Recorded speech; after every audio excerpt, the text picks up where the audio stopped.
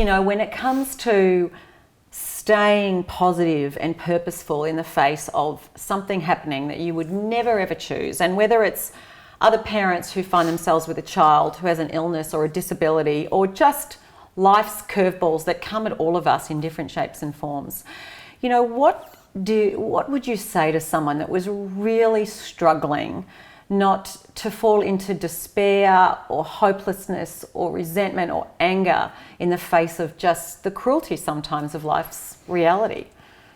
I think you have to work, and I actually do work. Some people it's natural, and you would think, like maybe listening to me, you'd think it is natural, and it is, but it's like exercise, I guess. You sort of get used to it. My birthday was 2 days ago, and the lead up to it is terrible because you're dreading having, a special day, being reminded that, one of the people you love the most isn't there and should be there. And I remember saying to myself in the morning, going, I just have to focus on what I have and what I don't have. Okay, but I don't have Connor, but I had him, and what I had was amazing, and the gift that he's given me, and I feel like he has given me a gift or ability. I give him credit. The spiritual part of him that has now sort of surrounded me, and his brother and sister and my husband and friends. I feel like we all have this a bit. That's a good thing. And so I focus on that. I would also say to not be too hard on yourself. Mm-hmm. I think we're all hard on ourselves. And I think people have different skill sets.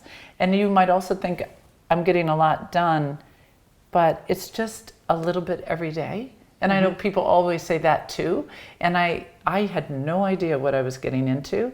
I still would never pretend to understand the complexities of trying to understand the cure.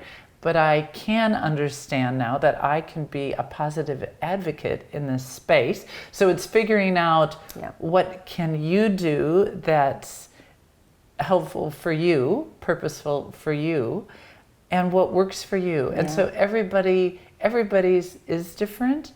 So I just think, and maybe that's come with wisdom and turning another year older, I don't know, but I'm less hard on myself than I used to be. I know this is a short journey in the scheme of things, this life we're living, and I just I do want to live. I thought of that too when Connor was dying. I thought, but I do want something in me. I'm not ready to die. He wasn't ready to die. But I guess, while I am living and I can do something in this space that feels good and, it's helping, then that's good for me. Yeah, thank you, Liz. I think it speaks to, he didn't have a choice about dying far earlier than anyone would have wanted for him. But a lot of us, we have a lot of life to live and a lot of life ahead of us, and so often we don't live it fully because we let fear or our focus on what's wrong and what we don't have consume us, versus focusing on what we can do, even if it's something I must say though, when he was unwell, that fear and stress and every day, and then when he died, that went away. That was a very that was sort of strong in and of itself. So all the things I'm doing now are much, much easier than the 16 to 18 months we had. I mean, it was easy because we were with Connor and we loved him, but that taking care of him, that wasn't hard, but it was the worry and stress around it.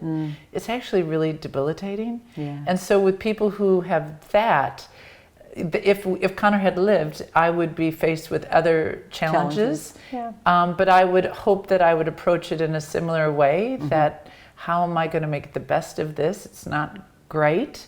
And I've got to try to be good to me as well. And that's just it. We don't know what challenges we're going to have to deal with, and we all have different ones.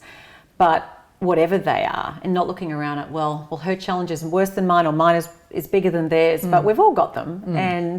And just being so intentional about how we decide to show up in the face of it.